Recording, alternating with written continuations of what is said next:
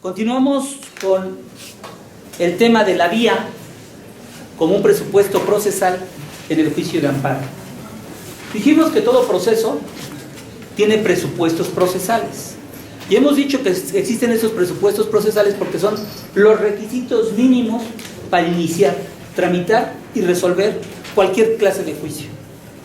Eso es lo que significa los presupuestos procesales. Y en términos generales, los presupuestos procesales son competencia, es vía, es personalidad. Son los tres típicos presupuestos procesales de cualquier juicio. Es importante que se actúe frente a un órgano que sea competente, una competencia objetiva, y que el titular de ese órgano no se encuentra impedido para conocer del asunto. Y ahorita estamos con el problema de la vía. Dijimos que en materia del juicio de amparo existen dos vías: la vía directa y la vía indirecta. Desde la Constitución y luego en la Ley de Amparo se dice que la vía directa procede contra sentencias definitivas o resoluciones que ponen fin al juicio.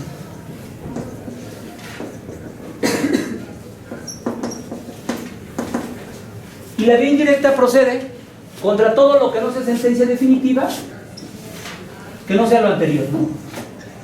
Déjenme decirles que la propia Ley de Amparo establece cuándo procede el juicio de amparo indirecto. Está en el artículo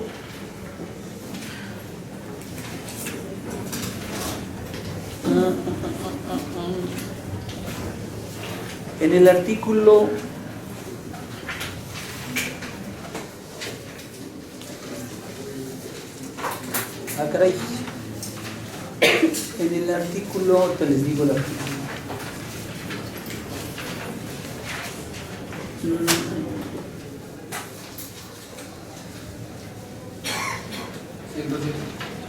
Sí. El artículo 107 de la Ley de Amparo establece las diferentes hipótesis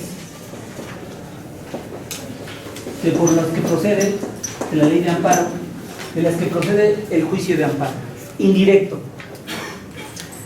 La diferencia y trascendencia de esto, les decía, es porque en la vía directa se presenta la demanda, la presentación de la demanda se hace ante la autoridad responsable, y tratándose de amparo indirecto se presenta ante juez de distrito. Son muchas las diferencias que existen al respecto en su tramitación, pero esto es lo que ahorita nos importa. Aparentemente no hay ningún tipo de problema. Basta que yo analice cuál es el acto reclamado para que inmediatamente me dé cuenta que si es una sentencia definitiva o una resolución que pone fin al juicio, tengo que promoverlo en la vía directa. Y si no es una sentencia definitiva ni una resolución que pone fin al juicio, tengo que hacerlo en la vía indirecta. Se nos complica cuando vienen algunas cuestiones que modifican esta cuestión. Por ejemplo, si quien reclama, el quejoso, es una persona extraña, al juicio natural, y solamente reclama la sentencia definitiva o la resolución que pone fin al juicio, ya no tendría que tramitarse en la vía directa, sino que tendría que tramitarse en la vía indirecta. Y el artículo, precisamente el 107, dice en la fracción 6, contra actos dentro o fuera de juicio que afecten a personas extrañas. Si la parte quejosa es una persona extraña y reclama la sentencia definitiva, no tengo que promoverlo en la vía directa, sino en la vía indirecta. ¿Estamos de acuerdo? Por eso es importante ver no solamente el acto reclamado, sino quién promueve. En este caso, quién es el quejoso. Si el quejoso es una persona extraña, tengo que promover entonces el amparo indirecto. ¿De acuerdo? Les decía que no siempre a veces resultaba tan fácil para hacerlo. Y les comenté que en el caso del divorcio incausado, primero, ustedes saben que el Código Civil establece que el matrimonio es un contrato. ¿Están de acuerdo? Y establece derechos y obligaciones para las partes, para los contrayentes, ¿no? Y establece como requisito el consentimiento. O sea, nadie puede casarse en contra de su voluntad. Y sin embargo, los legisladores sabemos que cualquier contrato se puede terminar o bien por la rescisión del contrato o bien por la terminación del contrato. Si le pusieron cierto plazo y concluye ese plazo, pues al final de cuentas pues se termina el contrato porque le pusieron las partes en su acuerdo de voluntades que fuera hasta cierto plazo. O bien, si no es a través de la terminación, es a través de la rescisión de contrato, ¿no? Anteriormente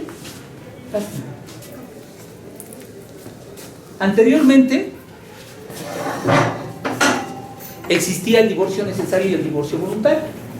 El divorcio voluntario, las partes estaban de acuerdo y entonces voluntariamente daban por terminado el contrato, y en el divorcio necesario debería existir una causa grave que no permitiera la convivencia entre los cónyuges, ¿no?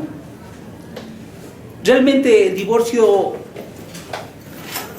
necesario, al que se le llamaba así de esa manera, pues era como una especie de rescisión de contrato, ¿no?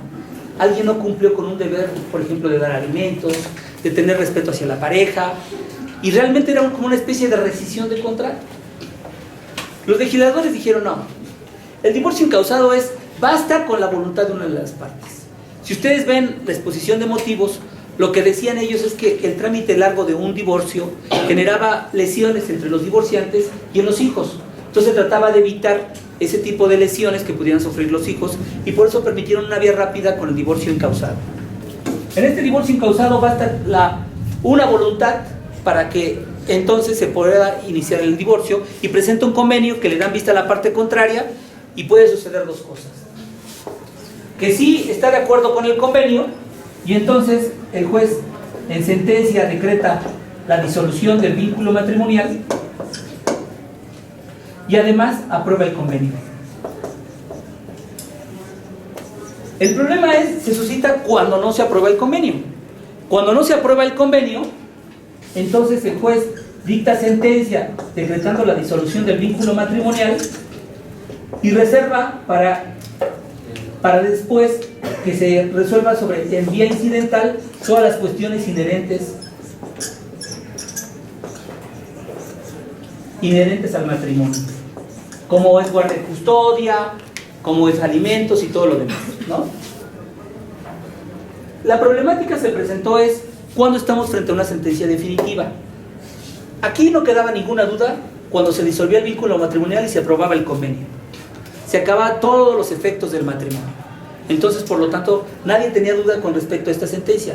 El problema es porque había una sentencia que disolvía el vínculo matrimonial, pero dejaba en una cuestión incidental las demás cuestiones del matrimonio. Para mí, en este caso, era finalmente también una sentencia definitiva. ¿Por qué razón? Porque disolvía el vínculo matrimonial, disolvía el matrimonio.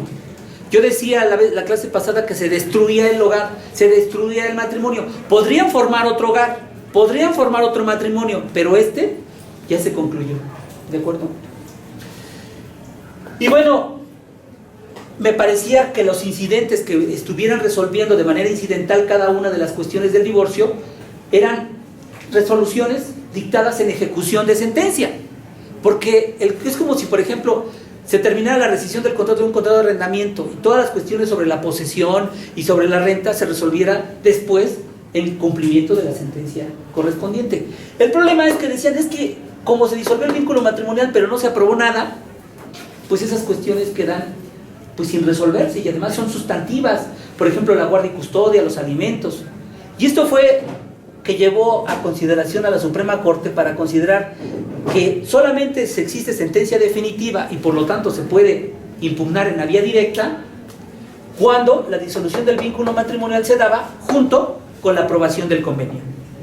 Y en este supuesto consideró que esta sentencia que disuelve el vínculo matrimonial no es la sentencia definitiva porque no se aprobaba el convenio, y que las sentencias definitivas iban a ser todas aquellas que resolvieran en la vía incidental las demás cuestiones inherentes al matrimonio. ¿Sí me explico? Y entonces, con esta situación, pues apareció esta jurisprudencia. Les voy a dar los datos de la jurisprudencia.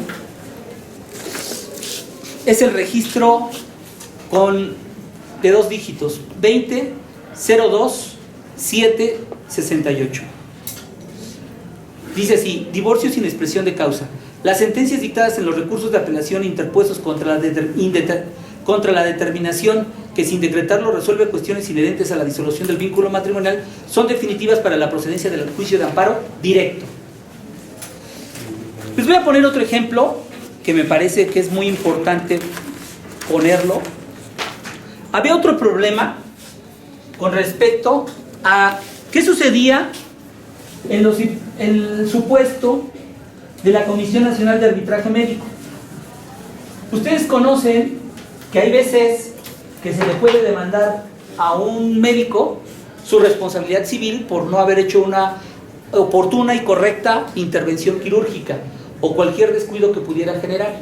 Si no lo hacen de esta manera, pueden reclamarle los daños y perjuicios y el daño moral. Muchos se sujetan a la Comisión Nacional del Arbitraje Médico, y el arbitraje médico dicta su arbitraje y dice cuál es el motivo, cómo debería de solucionarse ese conflicto de intereses entre un paciente y el médico.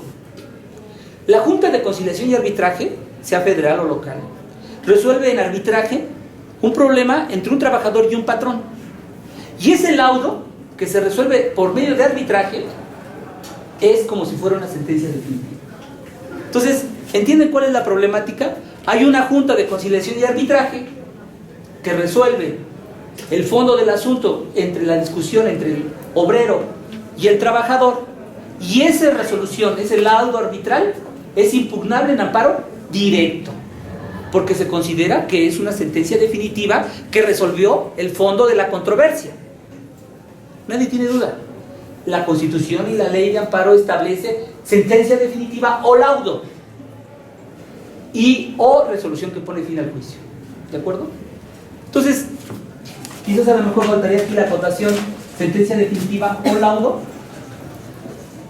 pero eso se refiere siempre a las cuestiones laborales. Yo me sujeto a una Junta de Conciliación y Arbitraje, resuelven en la forma en como está integrada las juntas, ya saben, una representante patronal, un representante del trabajador y el presidente de la junta. Y entonces resuelven, y al resolver este laudo es impugnable en amparo directo. A mí me parece que no podría existir ningún tipo de diferencia entre una Junta de Conciliación y Arbitraje y la Comisión Nacional de Arbitraje Médico. ¿Por qué razón? Porque también esta comisión resuelve si hubo o no responsabilidad médica y si hubo consecuencias por la indemnización.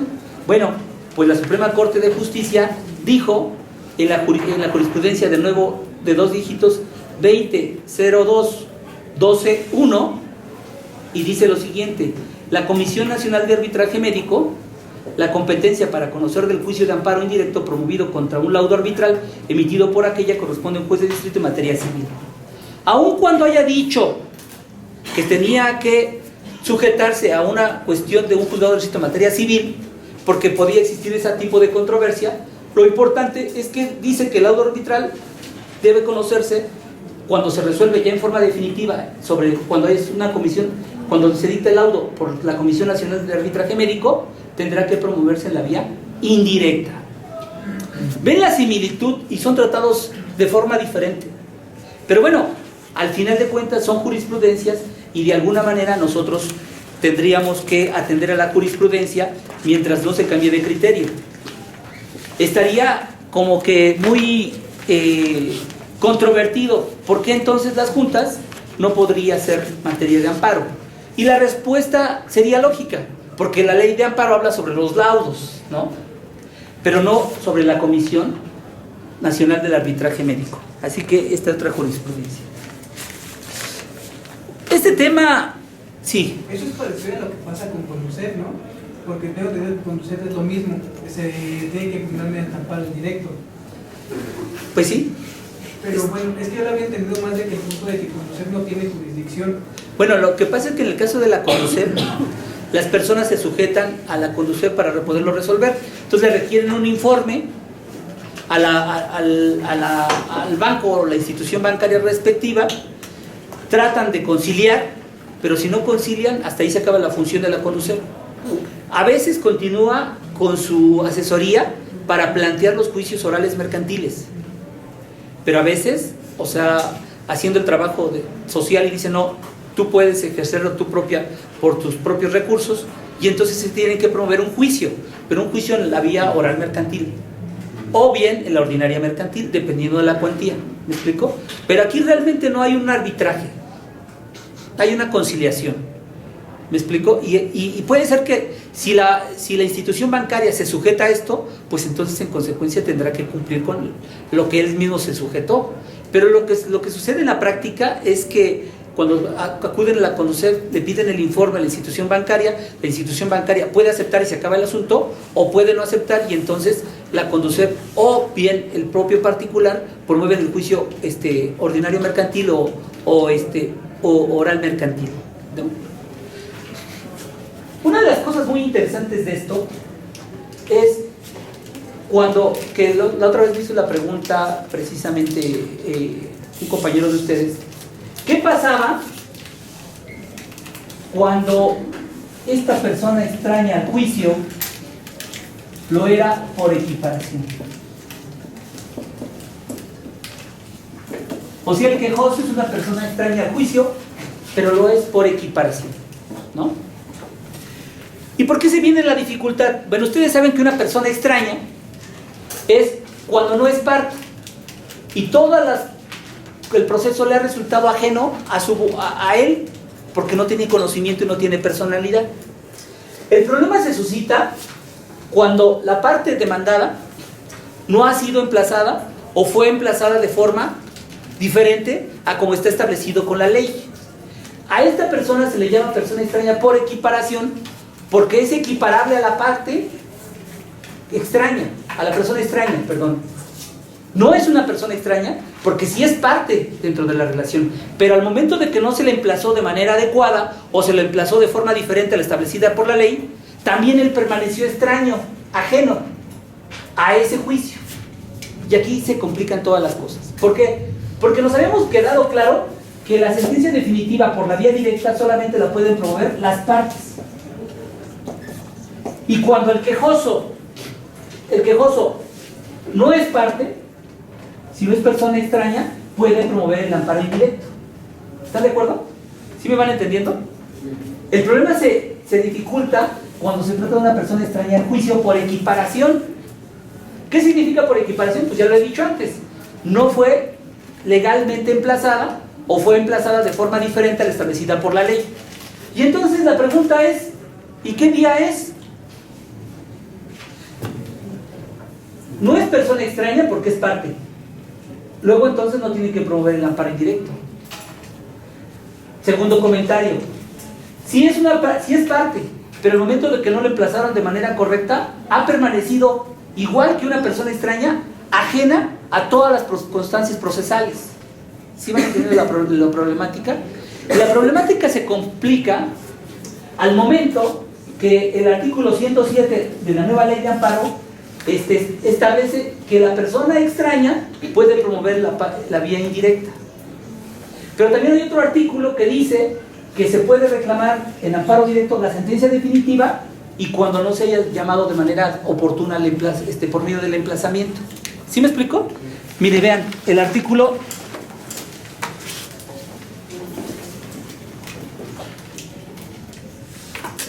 ¿100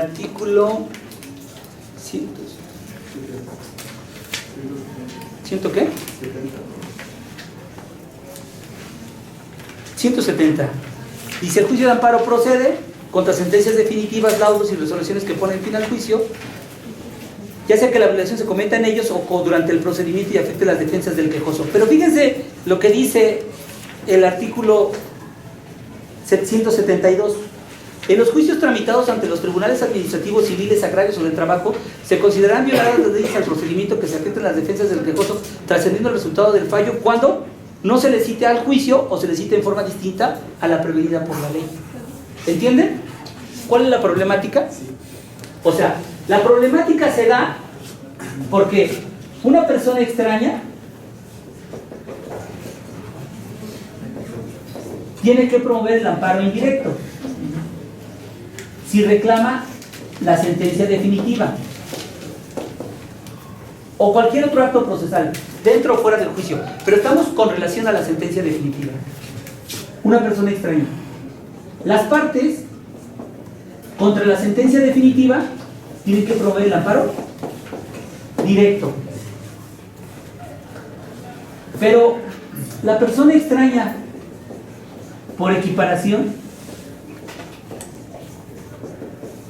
participa de la naturaleza de la persona extraña, simple, porque es completamente ajena a la relación y el juicio, porque lo citaron ilegalmente.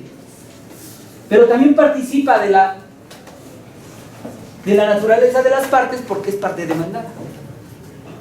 Y el artículo 107 establece, ¿qué fracción les dije? 107, fracción sexta, establece que si son personas extrañas a juicio, tiene que promover el amparo indirecto. Y el artículo 172, fracción primera, tiene que promover el amparo indirecto, el amparo directo. Y entonces, ¿qué hacemos con una persona extraña?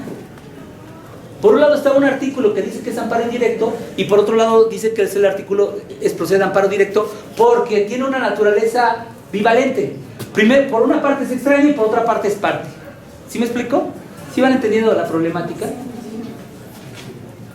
Este problema, por eso una de las cosas que vamos viendo es que el juicio de amparo va a ir siempre evolucionando.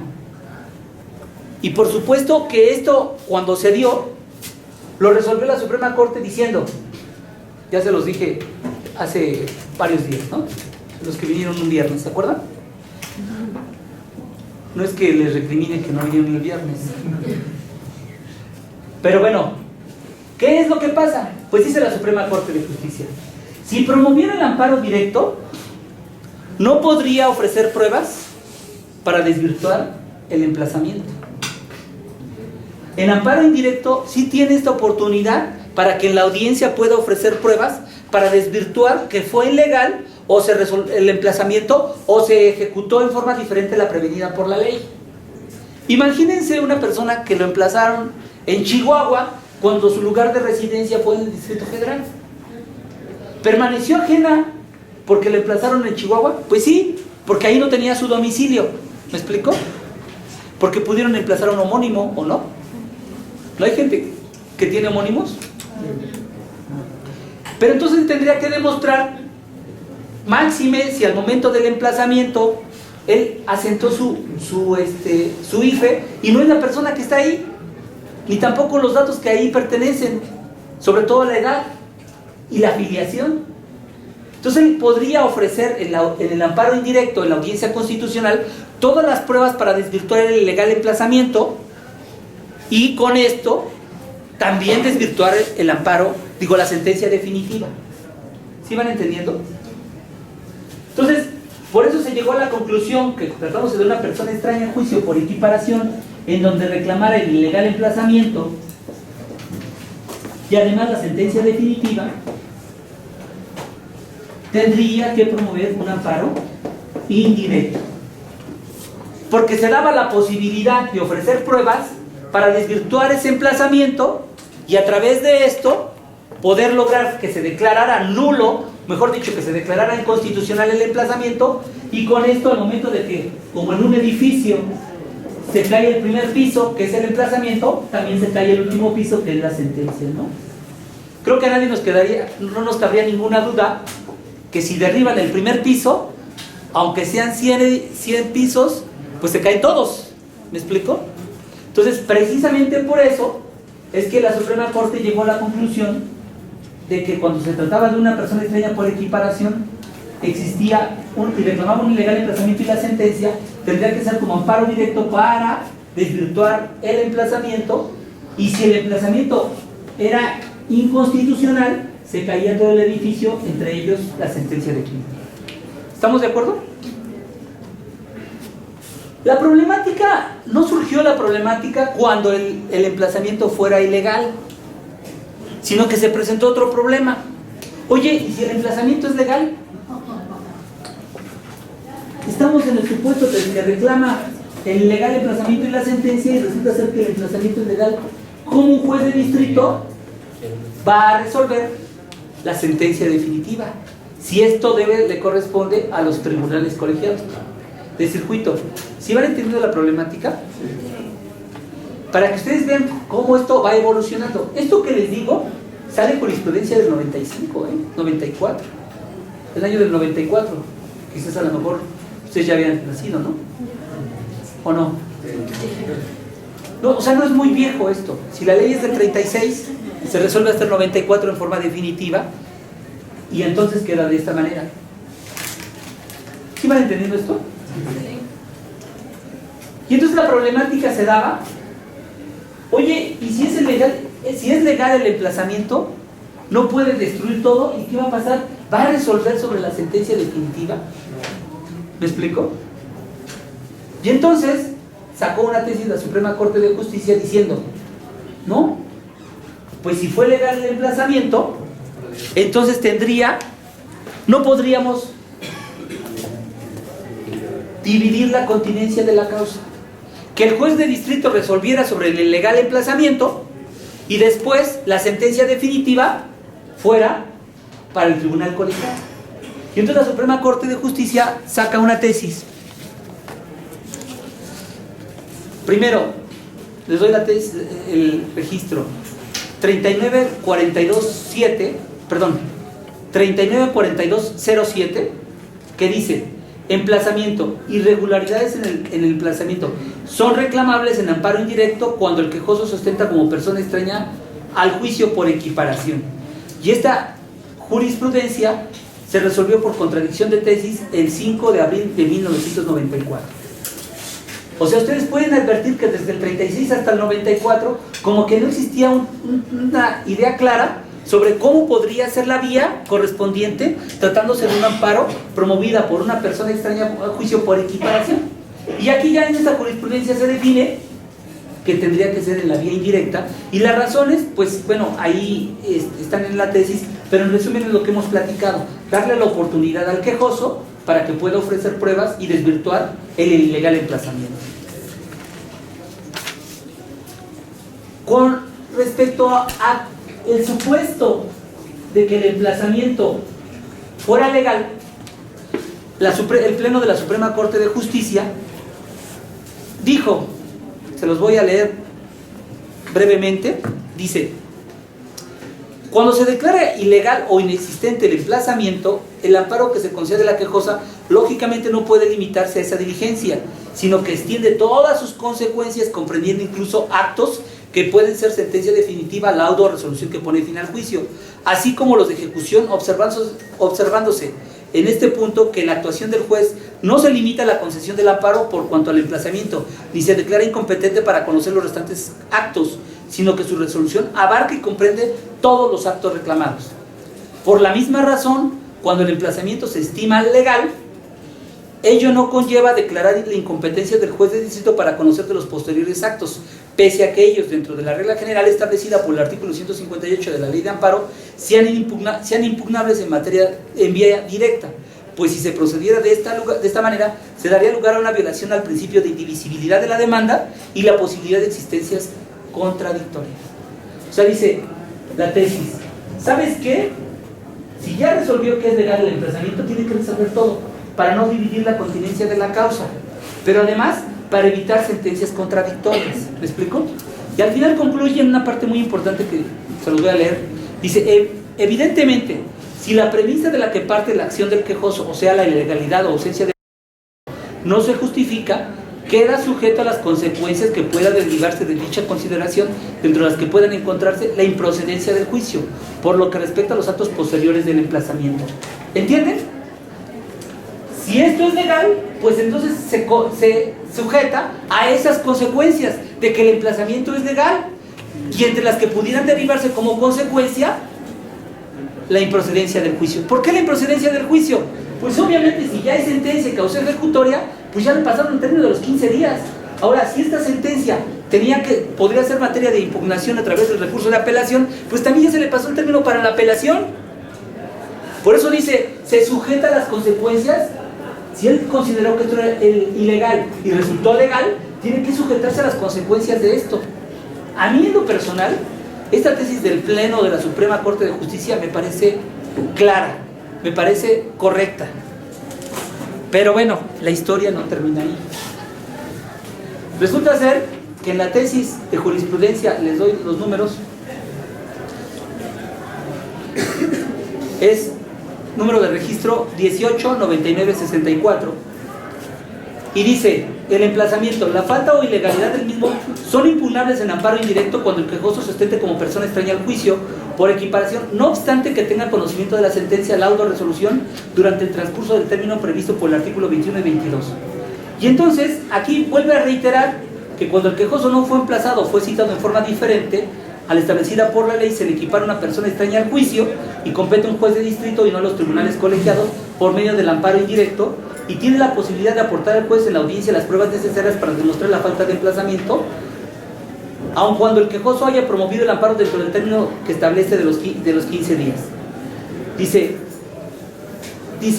sin que tampoco sea obstáculo el artículo 158, que establece como violación reclamable en amparo directo la ilegalidad del emplazamiento, ya que no es posible aplicar estos dispositivos cuando el quejoso es una persona extraña al juicio por equiparación, y de hacerlo se le dejaría en estado de indefensión porque no se le daría la oportunidad de acreditar la regularidad del emplazamiento.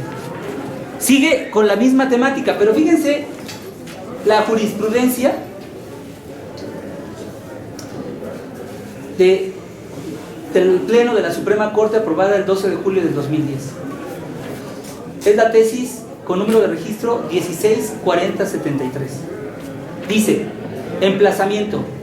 Si en el amparo indirecto se impugna su ilegalidad o ausencia de un juicio laboral, así como el laudo respectivo, ostentándose el quejoso como persona extraña por equiparación, el juez de distrito resuelve que aquel fue legal, se debe atender a la definitividad de la resolución reclamada para decidir lo conducente. Me parece que esto es muy importante y espero que no se duerman, por eso se lo estoy leyendo, porque es muy importante. Fíjense lo que dice. Dice: si se equipara a una persona extraña al juicio y impugna la legalidad del emplazamiento, podría simultáneamente reclamar el laudo como acto destacado. Así, una vez que se ha decidido sobre la legalidad del emplazamiento, para determinar las consecuencias legales correspondientes en relación con los conceptos de violación en contra de las sentencias definitivas o resoluciones que ponen fin al juicio, se debe diferenciar dos supuestos: A, que carezca de definitividad, o B, que se trata de resoluciones definitivas respecto de las cuales no procede recurso alguno. En el primer supuesto, el juez de distrito deberá declarar inoperantes los conceptos de violación aducidos en contra de dicho acto, dado el impedimento técnico para el análisis al no haberse agotado el principio de definitividad.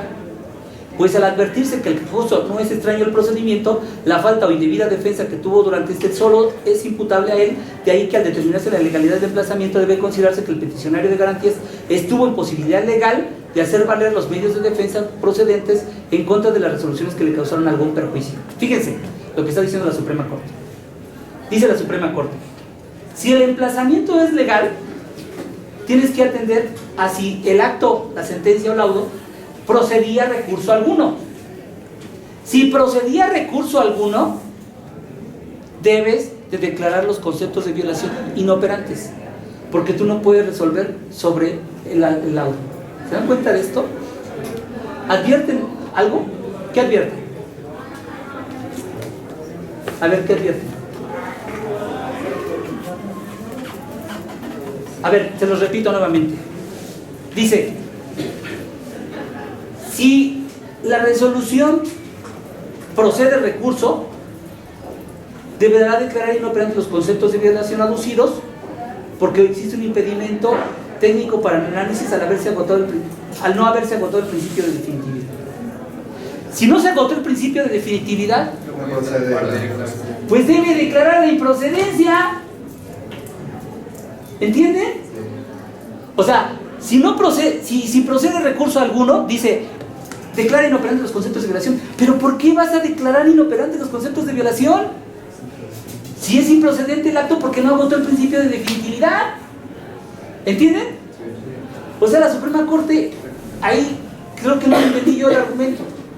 Si el argumento es que no procede recurso alguno, entonces la consecuencia es sobreseer porque no se agotó el recurso.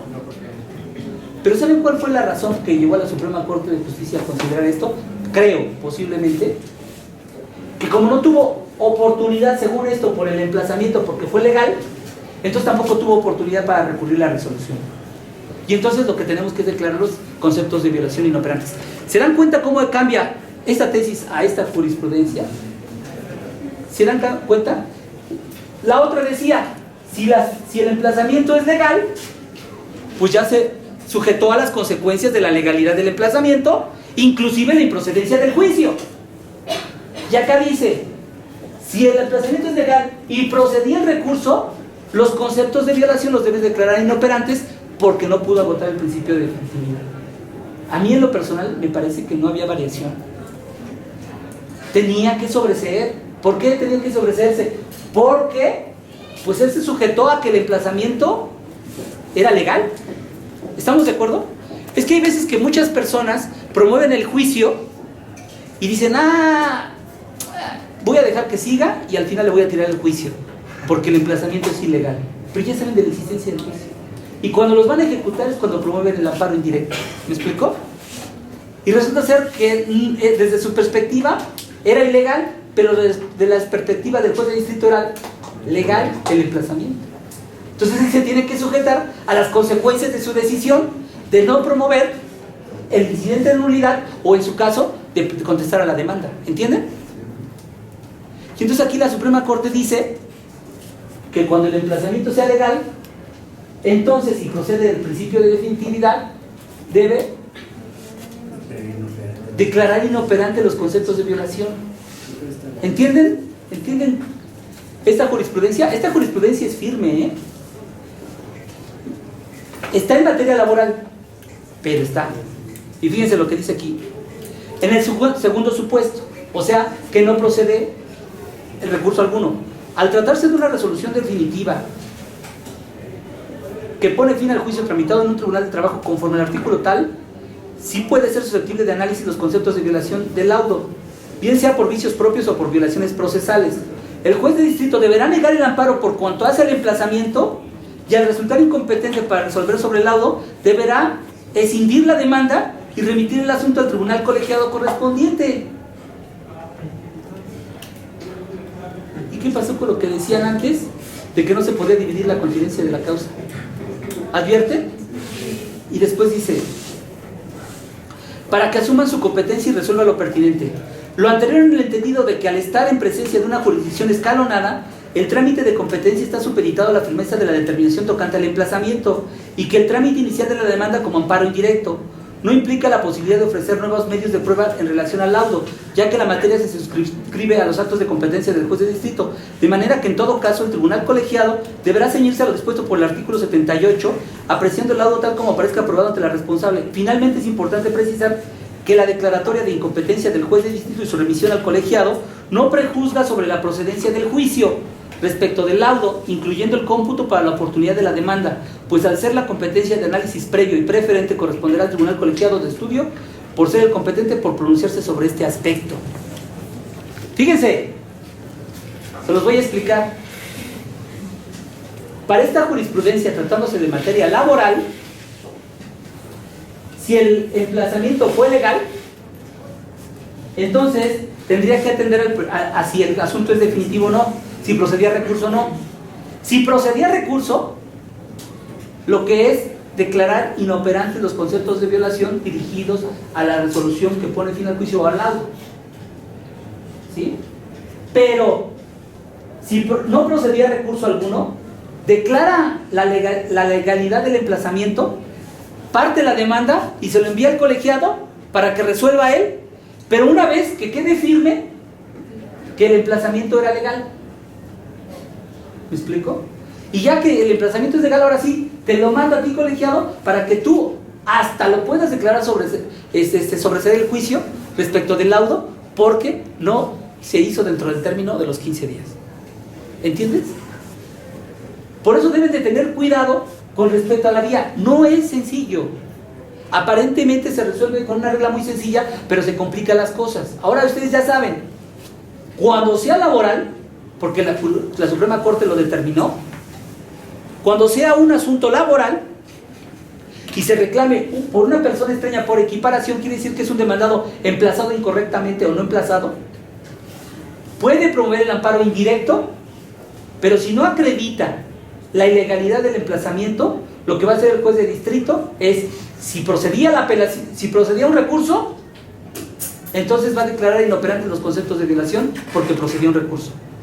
Pero si no procedía recurso, lo que hace es, una vez que declare la firmeza del emplazamiento, en sí parte la demanda para que el colegiado pueda sobreseer en su caso, porque no se le interpuso dentro del término de los 15 días. En las otras materias, esto es en materia laboral. Me parece que aquí la Suprema Corte de Justicia, por eso les hice un poquito de historia, para que vean cómo hay veces que si dejamos de perder de vista la historia, podemos cometer errores que ya se habían salvado con anterioridad. Me parece que aquí la Suprema Corte de Justicia tendrá que hacer una nueva reconsideración sobre el planteamiento para que vea cómo antes se estaba resolviendo y ahora cómo resolvió en materia laboral. Y me parece, desde mi punto de vista, que lo correcto es que si ya declaró legal el emplazamiento, el quejoso se sujetó a esas consecuencias, inclusive que le pueda sobreseer el juez sobre la sentencia definitiva o resolución que pone fin al juicio. De hecho,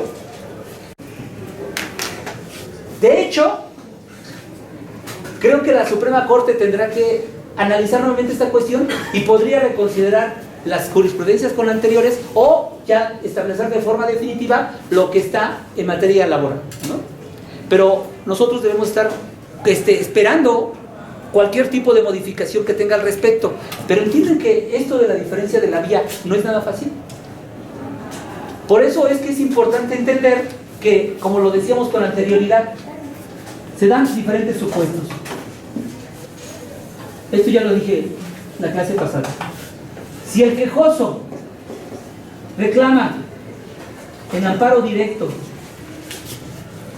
un acto contra un acto que no es sentencia definitiva ni resolución que pone fin al juicio,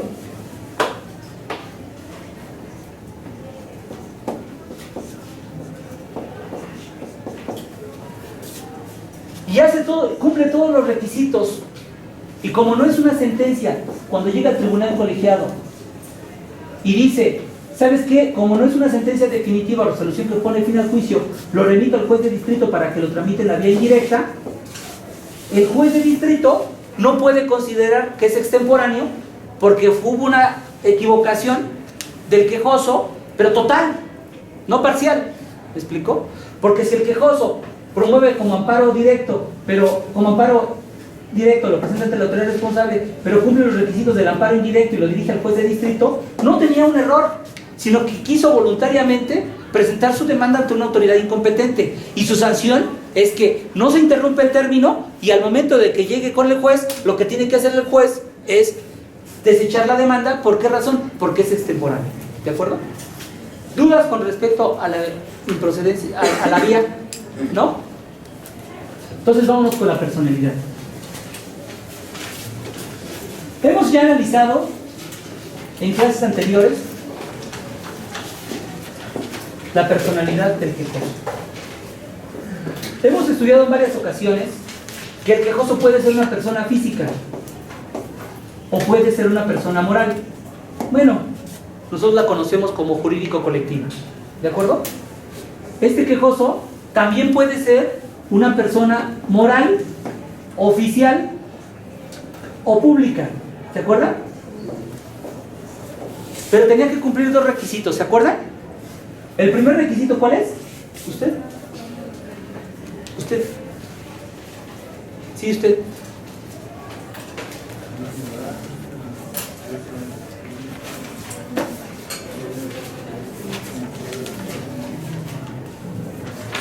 A ver, usted, ayúdeme. Si puede, digo, sí. A ver, dice que el quejoso puede ser persona física, persona moral o persona moral oficial o pública. ¿Qué se necesita para que pueda venir al amparo una persona moral pública? Dos requisitos. ¿Cuál? No. ¿Que afecta al patrimonio?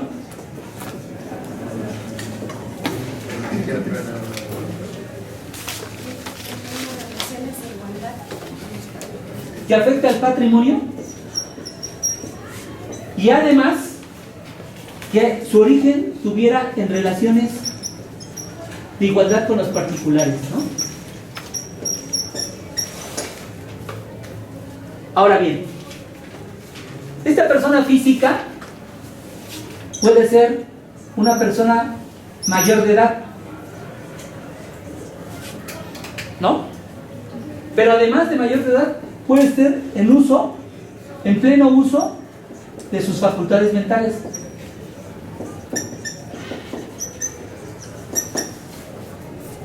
¿Estamos?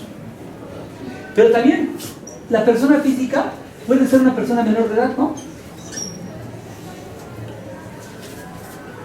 Y además puede ser una persona que no esté en pleno uso de sus facultades mentales, puede estar en interdicción.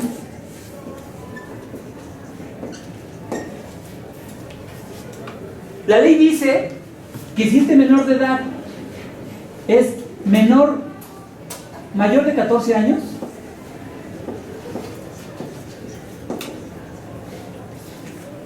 puede designar representante legal. Ahora, la persona mayor de edad, con pleno uso de sus facultades mentales, puede venir por sí mismo, porque tiene capacidad de ejercicio y capacidad de goce. ¿Se acuerdan cuando vieron esto en materia civil? ¿Cómo que no? Los de Catlán siempre son gente preparada. O bien por representante legal. Representante. Bueno, yo creo que este no. O bien por apoderado.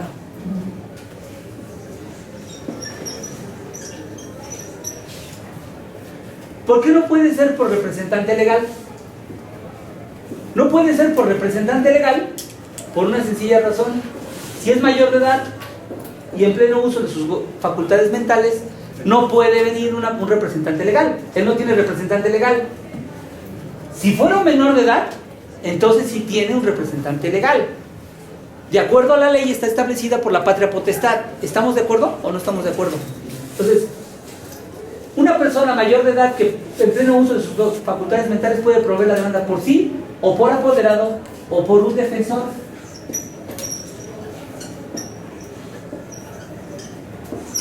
O bien, por cualquier persona,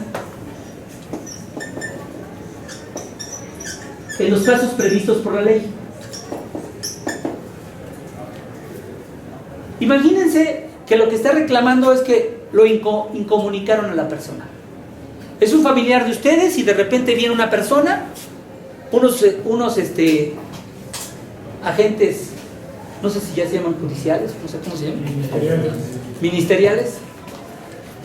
Y lo agarran y se lo llevan. ¿Y ustedes a dónde lo llevan? No saben. Imagínense que esta persona, como no tiene apoderado, no dio un poder, no lo puede hacer por sí mismo, no tiene defensor porque todavía no había un proceso, de repente se lo llevan y está en estado de incomunicación. Entonces, ¿quién puede promover el amparo? Cualquier persona. Puede ser su pariente y decir, mi pariente estaba aquí y de repente fueron unos judiciales y se lo llevaron y está incomunicado. Yo vengo a promover el amparo en nombre y representación de una persona, aunque no tenga poder. ¿Advierten esto? Ahora, las personas morales sí pueden venir por sus apoderados o por sus representantes legales. Esto ya lo hemos explicado. Muchas veces los abogados cometen el error diciendo que es el apoderado legal. Y hemos dicho que el apoderado no es legal. El apoderado es voluntario.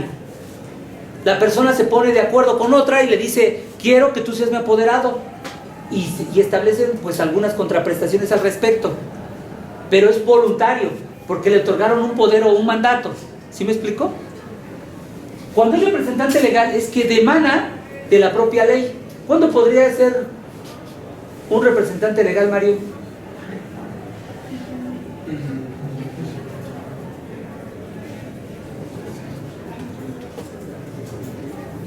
Pues en un juicio, por ejemplo, donde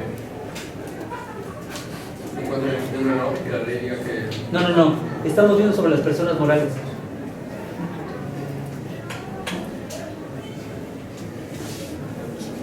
Cuando se indique de oficio que tiene que... No. Cuando la ley establece una representación a la persona moral. Si ustedes se van a la ley de sociedades mercantiles, dice que el representante legal podría ser el administrador único, los gerentes, el presidente del consejo de administración. Nadie le da poder. O sea, el poder le dimana, le pueden dar poder, pero el poder le dimana de la propia ley. La ley dice que es el representante legal. ¿Me explico? Por eso debemos de entender el representante legal y el apoderado. La persona moral puede venir por apoderado o representante legal. ¿Están? Sí. ¿Van bien conmigo? Bueno,